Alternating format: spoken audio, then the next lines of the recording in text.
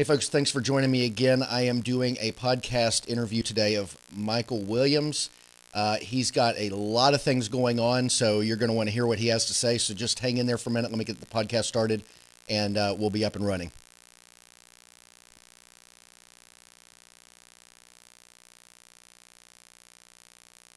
Three, two, one. Hey folks, I'm your host Todd Bergen, and you are listening to the Divorce the Workforce podcast.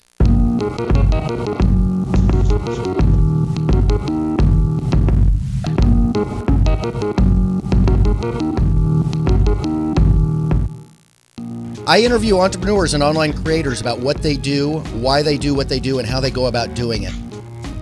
Learn about how they got started and why they got started. Hear about what works for them as well as what doesn't, and learn from them as you chart your own course to freedom. Welcome to the program, and today I have a very special guest, Michael Williams of Thinkbox. How you doing, Michael? Hey, pretty great. Thanks for having me on. My pleasure. I almost don't even know where to begin. You've got so much going on. I found so much information about your projects and what you've been doing in 2016. So rather than me try to piece together an intro for you, why don't you tell the folks what it is you do and what you've got going on currently? Yeah. So basically I have Thinkbox, which is you could think of it as a startup venture studio. So we incubate our own ideas and products internally and launch them. We also work with clients for services. So we offer design, development, and growth services. And then more recent thing, we're actually starting to do some early stage seed investments. So how did Thinkbox get started? Yeah, so Thinkbox got started actually, I want to say about a year and a half ago. I started a few companies in the past with just basically my team in the past had become really close friends with me. And we just really had our core competencies were really aligned with our abilities to ideate and build very fast. And then my core competencies are more on the, I would say, product and growth side. So we just banded together and we said, hey, instead of being individual consultants, we're going to package ourselves up under one roof. We created this brand of Thinkbox, put out a social presence, and we're off to the races. So how many people do you have working at Thinkbox? Yeah, so there's 5 of us right now. Okay. And let's see. I'm trying to think of where I want to go with this. Yeah. Because you've got so much going on. You've got Thinkbox, which is your studio, but then you have a bunch of brands underneath that, correct? Correct. Yeah, that's correct. So one of the brands that I actually read a lot about over the last week is Studiotime. Tell us about Studiotime. Yeah, so Studiotime actually originated, it was an idea that I just had kind of on a whim. Didn't really think about it too much. I have a lot of friends in the music industry. So one night, literally just kind of canceled dinner, started hacking around on it. Didn't come up with much, but I had something that was functional to some extent, and launched it on Product Hunt Monday morning. And by the end of the week, we had over 1 million hits to the site, and basically had to spend a lot of time on it there to make sure everything worked. And we were off to the races. So it was definitely a roller coaster ride. Didn't expect to have that much traction and to get that much attention early on. But it was pretty neat. We got featured in Hypebeast, BBC, Fader, Complex. And right now, we're the largest online community for music studios. And I think there's, last count, probably over 1,250 music studios all around the world that are on it. That's awesome. And you launched on Product Hunt, and you were even warned that might be a disaster, but it ended up being really good for you. Yeah, it was a great thing. I don't think it was the initial, the ideal audience for us, but what it did is it kind of got the initial word out there. People saw it, and it made me, as soon as we started getting feedback on it, in some sense of early validation and traction, I said okay, I need to focus on this, and I need to work on it myself and make sure we can get it to some point where it's, we can actually kind of scale it and it has all the functionality and whatnot. At that point, when we actually launched it, we didn't have any booking requests, so the payments didn't really work. So that was something when someone made attempted to book the first studio, I had to go in there and kind of build out really quickly and make sure it worked. So it was definitely a scrappy, iterative process from the beginning. I think that's what made it fun, though, correct?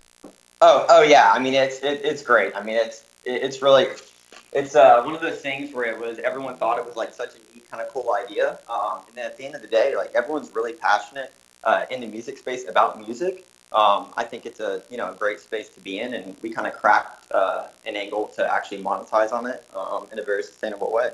So it's a really fun project. So you've got 1,200 studios. How many people do you have logging in and renting studio space? Yeah, so it's actually hard for us to keep track of like some of our KPIs for it along the way. Like any marketplaces, it starts out with the kind of core value prop is to discover music studios. So we have over 1,250 there, and then kind of like through the funnel, we have a lot of booking requests, but sometimes those transactions are taken offline. So we have like there's over 5,700 requests for studios. And then from that kind of scope down, we have like thousands of hours that are booked.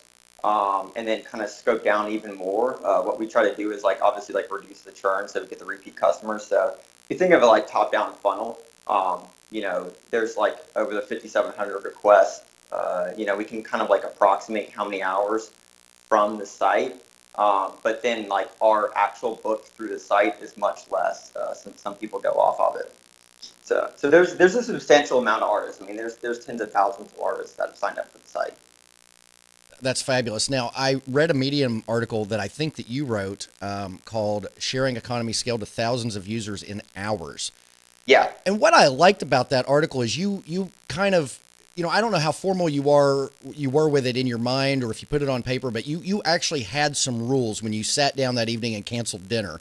Because I think you talked about that in that article. Yeah. So you had 4 rules that you wanted to live by in starting Studiotime. Do you remember what those rules were? I don't remember exactly the way I worded them, but I can pretty much guess based off of kind of like what I go by. As much as like ad hoc as it does sound like, hey, it was kind of like on a whim, one of those things. I am very process driven, and I do kind of iterate throughout each project and product that we've launched and scaled and whatnot. So it was very process driven project. It wasn't kind of like on the whim as much as it sounds from the surface. But yeah, I mean that. Do you want me to kind of like go over like the 4 points? Or? Well, I you know what, I like them because I thought for somebody starting up, and I think that people that listen to my podcast are people that are wanting to start up. They've got an idea and they're kind of thinking about what they want to do. And what I liked about your process was they were kind of 4 points that, and they seemed like the bounds were fairly tight on them. And I mean, you were just going to move on if you couldn't do it within your 4 points. And what I like about it is I think that people out there don't realize that you can start something up that, and I don't want to reduce it to make it sound like it's that easy, but it's not as hard as our minds make it out to be. And yeah. So that's what I liked about your rules. Yeah. So yeah, I totally agree with you on that, and that's in my mind, no matter how much process behind it, I try to work as fast as possible. Because I kind of realized, the constraints and whatnot. So it was in my benefit to make sure it kind of fit within those rules or parameters or whatnot from the beginning. But yeah, it's those kind of 4 rules. I think they kind of cross a few different areas. And like the lean branding, for instance, I think was kind of one of those, which is don't spend too much time on creating this like catchy brand and whatnot. I think the names, it's pretty clear on what it is from Studiotime.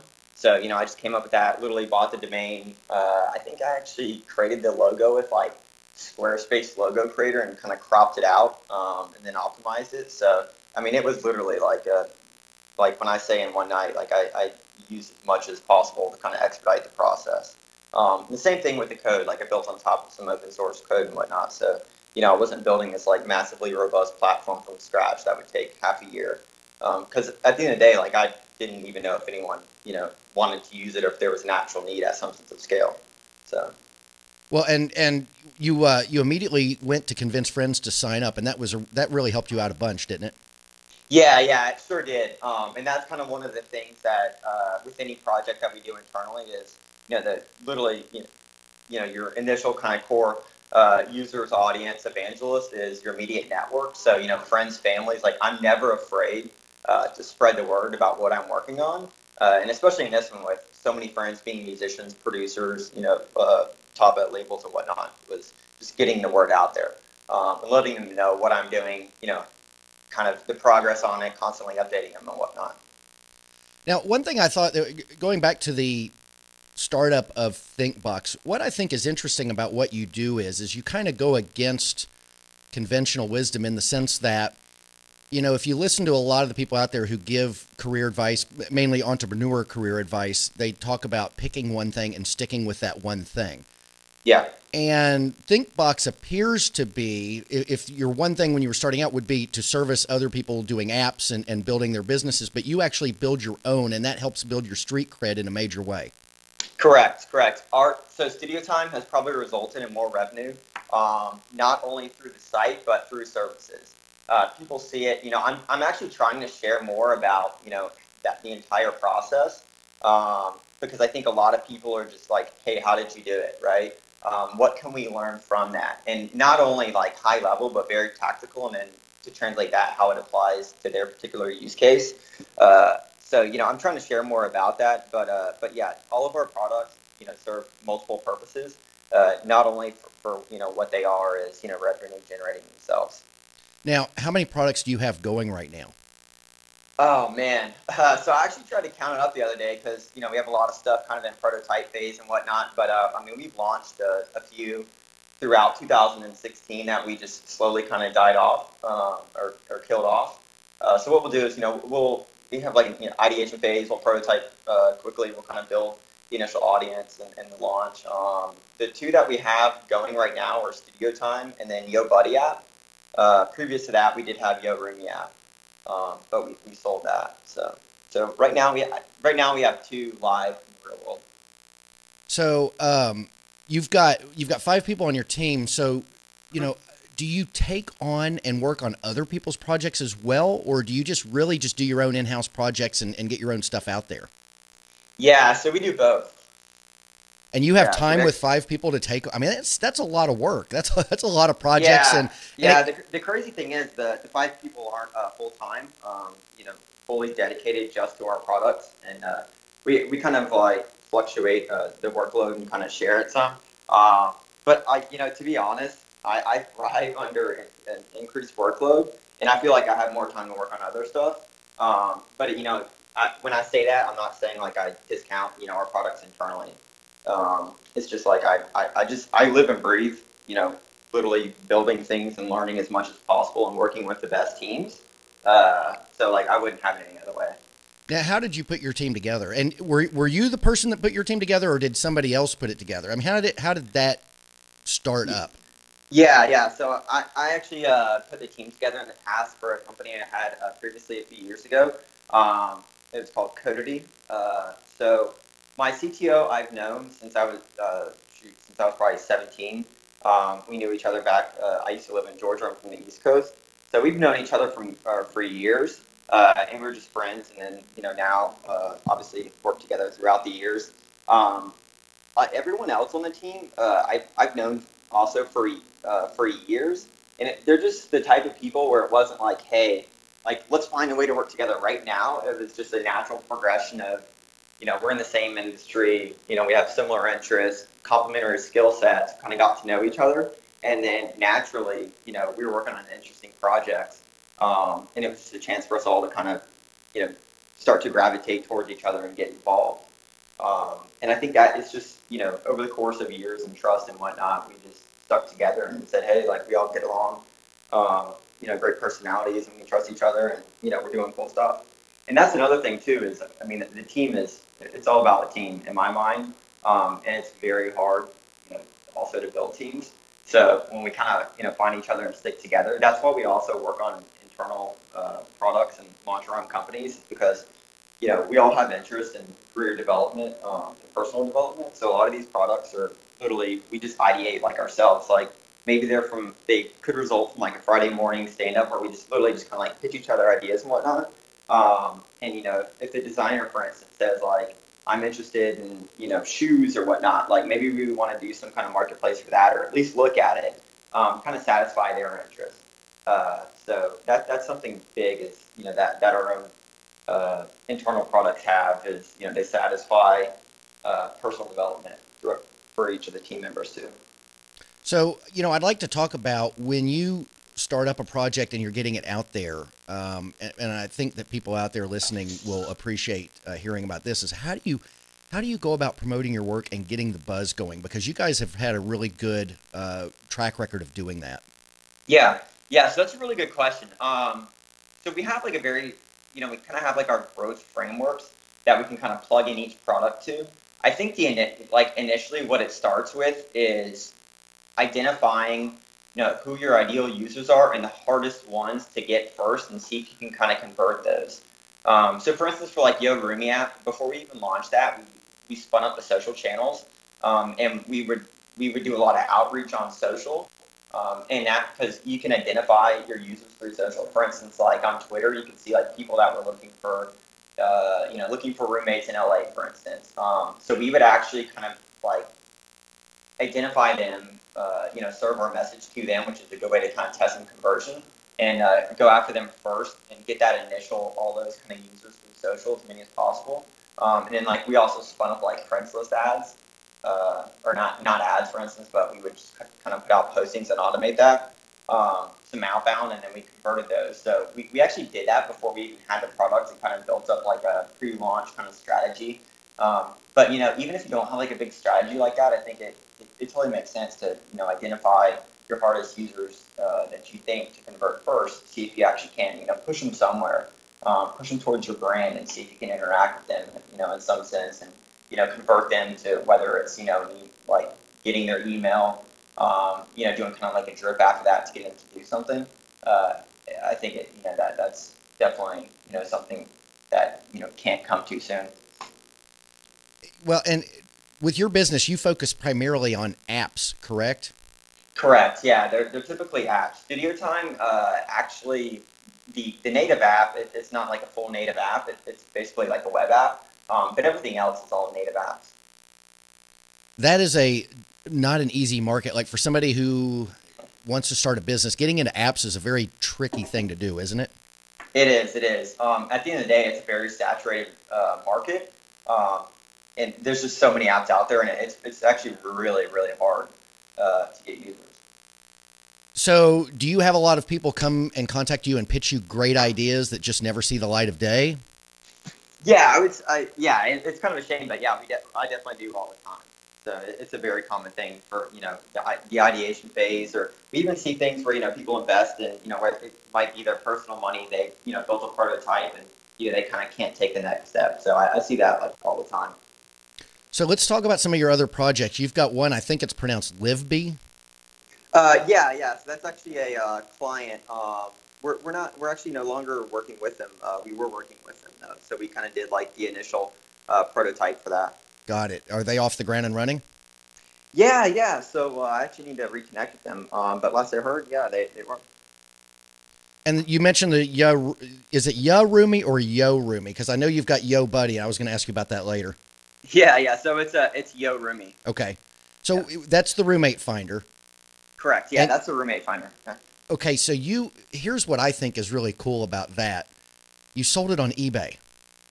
Yeah. So that was it. Yeah, that was an interesting move. But yes, we did.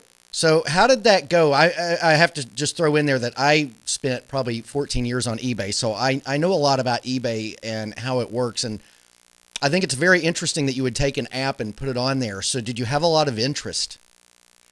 Yeah. So to give you a kind of a rundown behind that, I actually got my kind of entrepreneur days, I guess you could say, started on eBay too myself.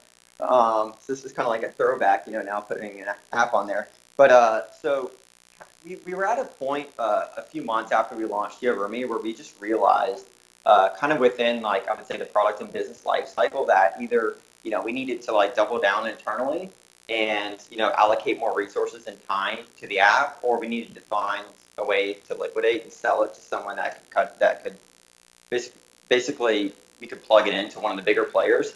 So I actually started the process of entertaining an acquisition probably about 2 months before we actually made the auction live on eBay. And the kind of story behind that was we had 2 offers for it. Acquisitions take a while, or they can in some cases. So what I wanted to do is create a sense of urgency out in the real world in the market, and that's why I put it on eBay. I wanted to get one of them to bite and close, and it had a timeline on there. I told them, hey, it's here. Send them the article that said, hey, YoRoomie apps on eBay. And at the end of the day, it actually did get one to commit to it right then, make the offer first, and we closed up the deal. So you didn't have a bidding war situation. You just had one person come in and make an offer. Yeah. So they went through eBay, and it kind of started escalating. And then finally, it was like literally at like last kind of hour kind of thing. They were like, hey, here, let's do this now. So it ended up working out pretty good. But the actual process is pretty crazy. I mean, I got hit up by a lot of people asking me about the auction and making offers. And the funny thing is, a lot of the companies actually in Santa Monica that I didn't even know would have an interest hit me up about it. So I would imagine that you probably get a lot of potential interest in buying your products before you've really got them off the ground. For instance, Studiotime. I imagine you've had to been approached by all sorts of people on that. Yeah, so I actually thought that we were gonna take outside capital on that, and it'd be a venture-backed company, and we'd kind of spin it out, and potentially either me run it or bring in a CEO for it. So we would kind of be like, the incubator of it. But what we realized is that we grew so fast that I kind of want to let it saturate a little bit internally. But when we were entertaining that, we got hit up by almost everyone. I didn't realize how many investors are so passionate about music, and they just thought it was like an amazing concept and whatnot. So we had that, and then I kind of communicated to them all that we're gonna keep this internally as one of our products, let it have like a more kind of organic growth, and saturate a little bit more in the market and get a little bit more feedback after we have more traction and whatnot, so we can make some better, well-informed decisions with it. But yeah, we did. Then there was one point where I was potentially entertaining selling it, but at the end of the day, like it's for me, like you said, kind of fun. Like it is so fun. I get up, I get excited about it. Like we'll get tweets about it, or emails from artists saying how it actually helped them. They met a producer in the studio, or they did a collab, or something whatnot. So at the end of the day, like it's really cool. I'm very prideful about it, so I really don't want to get rid of it right now.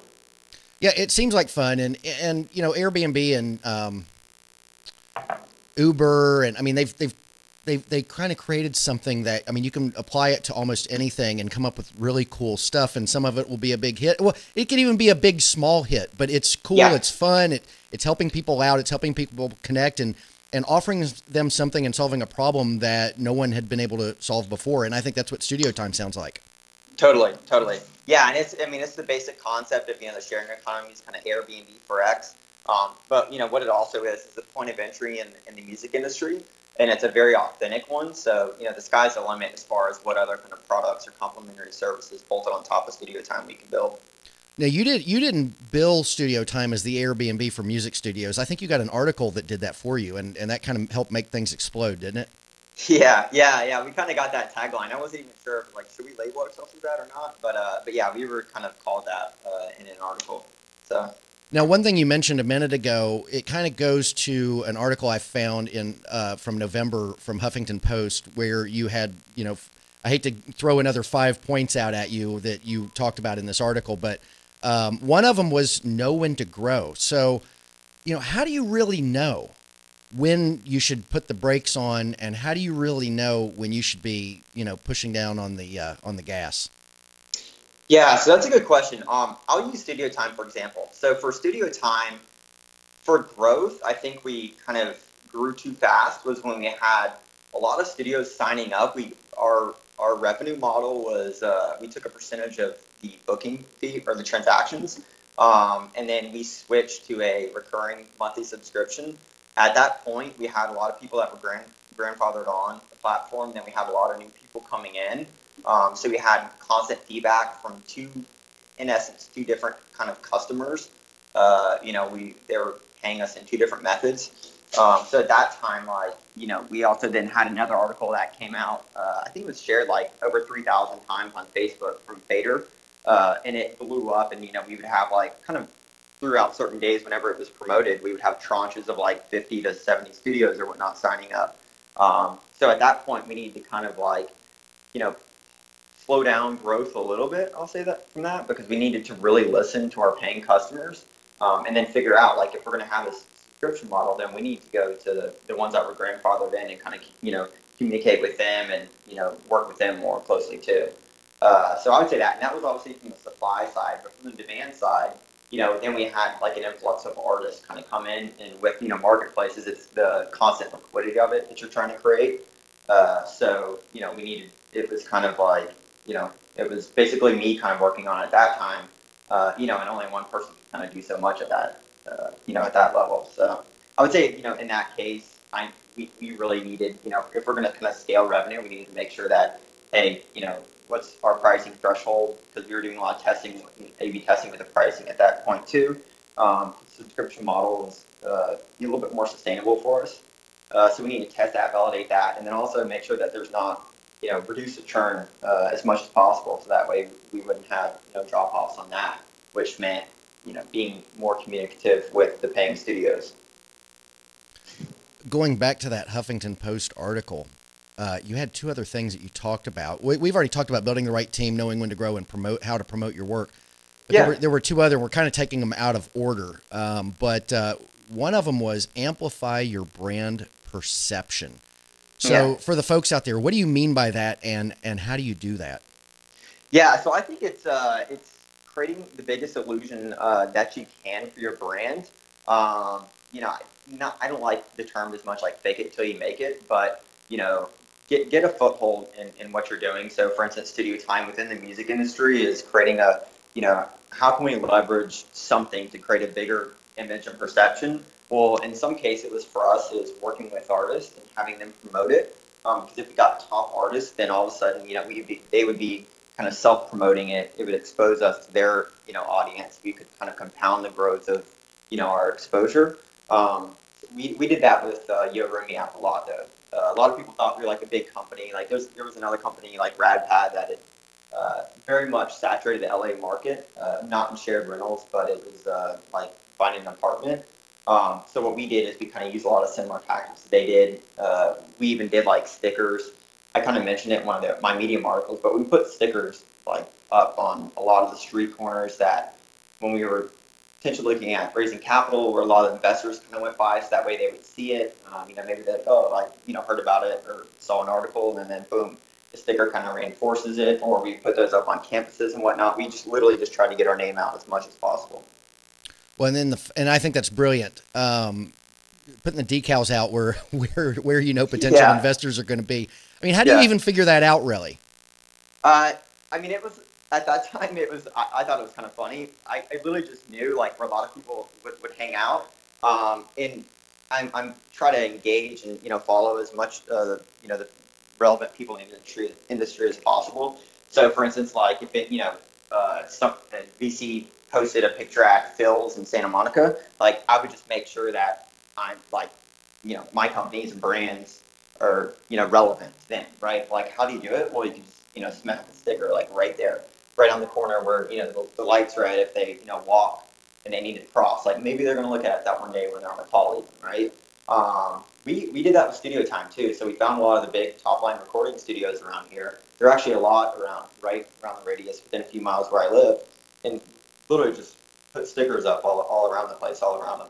So that's awesome. Your final point was, and I think it's everybody can come to their own conclusion, but I want your take on it. Expect the unexpected. So I think you've had a lot of unexpected with Studiotime. So tell us what you've learned from that. Yeah, so I think what I've learned is, from expect the unexpected is to kind of position yourself where you're. When I say this, I don't mean to be all the time, being like, like reacting to, because obviously you want to be more proactive and, be projecting forward. But to be, whatever it is for me, usually I try to remove as many external kind of constraints to what I'm doing. So that way, if I need to make a change with something, I'm positioned to be able to do it quickly. Because I just know like time is one of the biggest resources that we have. And it's not, like a personal thing as much as, with the life cycle of businesses too. So the further you can get ahead, the better you are, obviously in the shortest amount of time. So, within that, I think it's like just literally being able to make make moves with the business, as quickly as you can. Well, then I want to talk about your YoBuddy app. Yeah, yeah, YoBuddy. Okay, so I found that today on Facebook, yeah, and it's brilliant, and particularly for here in Southern, well, even California in general, with what's going on with the laws this year. yeah. This stands a real good chance at being like a huge success. So tell everybody what YoBuddy is. Yeah, well, first off, thanks. I appreciate the compliment on that. So YoBuddy app is, in essence, the easiest way to find buddies or bud. And when I say that, I mean buddies is other people that smoke weed, and then bud as in dispensaries or doctors. And we're not really a Airbnb for X or an Uber for X.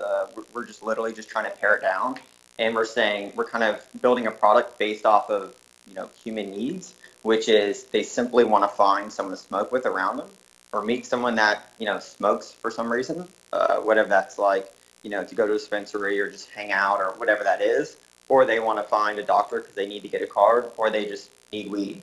So we just built a product that's literally as simplistic as possible and speaks to those needs. And I think of it as it's almost like a hookup app. Yeah, with yeah, with yeah, like yeah. weed is the element that brings everyone together, but I can see that it's like going to be a major hookup app if it takes off for people to meet up with like-minded, and who knows where it goes after that. After that, Exactly, exactly. Yeah, the weed might be the common interest point there, but yeah, it could very very well turn into that. So what stage are you at with the YoBuddy app? Where are we on that? Yeah, so we actually built it a few months ago. We just literally didn't have enough time to really focus on it and launch it, to put all of our effort into it. So what we did is we did as much like validation as possible, and just really speaking with the people that were using it. We did like a soft launch, and then I think it was like about a week and a half, 2 weeks ago, we went live on Product Hunt, and we have a pretty big PR campaign coming up that we're doing on it. But it's live in the App Store, and we're heads down. We're ready to go on it. So you've mentioned with Studiotime, YoRoomie, YoBuddy, all these apps that you've done. You've mentioned the validation. Now they all, on the face of them, seem like excellent ideas. Even without validation, like that's going to be a great sell. People are going to be interested in that, no doubt. But how important? Obviously, you put a lot of importance in the validation. So can you talk about that, because I think that's one thing people miss. Yeah. So yeah, that's a great question or point. So for us is, I think it's just honestly through experience is, I was a little bit more technical kind of in the past, and my team is highly technical. So, when we approach something, we basically approach it from what's a real world problem that we have. And, it's not just me singular, it's collectively. There's some common points at that, but like, let's build this like really cool technical solution to it. Right. And we just like over the course of years and throughout other businesses, I've just realized that like a lot of times it doesn't have to be complex. Like it doesn't need to have like the coolest feature for like, just for me just building it like, for street cred amongst other developers for it being so complex. We literally just kind of pare it down to be as simple as possible. And then also another thing is at the end of the day, like it's just our team, like literally it's just like 5 guys making an assumption about something. And literally when you launch it, it's kind of, it's rough sometimes. Like it might not be the right thing, so you need to change it. So I try to detach myself from the product, like emotionally, and I'm not. When some people say like, "Hey, I'm building the next big thing," like I don't know. Like people will tell you that. Like you're only going to find out if you are, once people use it, once they become evangelists of it. So we really let our users, tell us what they like, what they don't like. Look at the metrics. We are analytically driven from not only from the product but also from growth side. So we can, very quickly see like what's working and what's not. Like, do we need this feature in the product or do we not? And we try to, just how you asked to, how you create like the brand presence early. Those are kind of coupled together, and we try to do that a lot of times even before we get started building. So for somebody who would want to try to dip their toe in the water, building an app, which I don't know that I would advise it, quite honestly, but that doesn't mean there's people out there that don't do it. What would you say to them if they were looking at, they've got some great idea, like you said, some idea that's just going to be the greatest thing ever, and they're coming into it fresh without the background. What are they going to find out real fast? I think what they're going to find out real fast is they're going to have to get out of their comfort zone. There's going to be areas they don't know about, and it's just try to learn as much as you can, expose yourself to as much as possible, but realize like what's relevant to you. And when you're not in your comfort zone, it's going to be like talking to people about it. Like if someone says they don't like something about it or gives you constructive feedback, like kind of take that, just swallow it and write it down or whatnot. And, realize that some sense of 20, 30 people are telling you that, and they're credible, or users, or use complementary products. Don't ignore that. But yeah. As far as costs, what are people up against? I mean, if you were, I mean, I know this is a question that would probably be very difficult to answer, but yeah. If somebody came at you and said, I want to build this kind of an app, and if they were going to build an app that's worth a damn whatsoever, I mean, what's the minimal amount of investment that it's going to take to make something that's even worth working on? Yeah, so that's a really good question. It's very circumstantial, as you know, and like you said, hard to answer. But I think from the actual app product versus like creating a kind of business, I think that there's really no barrier to get started. You can literally use like a logo generators, use like Instapage, to create like a simple splash page, start to capture emails. You have your lean branding there. Create a social presence and get that. There's so many tools out there right now that reduce the barrier, to build and launch, or to grow first and then kind of build something backfill. But even like Envision for creating prototypes and stuff. Like I've seen people like come to me with ideas, and I kind of like send them some tools and whatnot, and just high level guidance. And they literally, I mean, they progress so much just by using these tools. And they also then understand that like even if I can hire a developer or partner with one in some sense, and we can get an app for 20K or 30K, and it does one thing, but it does it well, and that's the core value prop of what this app does. They understand that at some sense of scale, it's not like hey, there's the upfront cost and that's it. These apps, like, you constantly have to iterate them, update them. If users are all saying, hey, let's change this, like, this flow, like that's probably not something that can just be done on a whim. That requires continual time and probably investment if you're not technical yourself. Sure. It's really, it's kind of hard to say, but like, if you're trying to hire a developer or something, I mean, I've seen prototypes that are made for 15 or 20K, and that's just for very, very, very, very specific. Doesn't have a lot of functionality and whatnot. But typically, I would say the ones that are like a something for X, and have a little bit more functionality kind of built in, are definitely going to be in like your 75,000 kind of plus range. Sure. So. Going back to your background a little bit, you said you came from Georgia. Yeah. You're in Southern California, correct? Yeah, correct. Yeah, I'm actually in Santa Monica. So how did you wind up out here, just out of curiosity? Yeah, so that's a great question. So when I actually went to aviation school on the East Coast. Thought I wanted to be a pilot. I think it was just like the initial kind of mastery of something I didn't think I could do.